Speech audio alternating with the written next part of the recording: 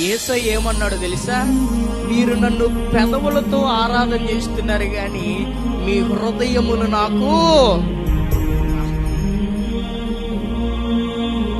ఈ శరీరాలు ఇక్కడ పెట్టడం కాదు, నీ హృదయం ఎక్కడుంది? నీ హృదయము ఎక్కడ సంచరిస్తుంది? నీ హృదయం దేని మీద ఉంది? కొంతమంది హృదయం డబ్బు మీద ఉంటుంది, కొంతమంది హృదయం వస్త్రాల మీద ఉంటుంది, కొంతమంది హృదయము బంగారం మీద ఉంటుంది. దాని మీద కాదు ఉండాల్సింది, హృదయము దేవుని మీద ఉండాలి. దావీదు హృదయం ఎక్కడుందో తెలుసా? దేవుని మీద ఉంది కనుక ఆ హృదయాన్ని చూసిన దేవుడు ఏం చేశాడో తెలుసా? ఆయన్ని ఏర్పాటు చేసుకున్నాడు. నీ హృదయం ఎక్కడుంది? ఆలోచన చేసుకో. నీ హృదయం ఎక్కడుందో ఆలోచన చేసుకో.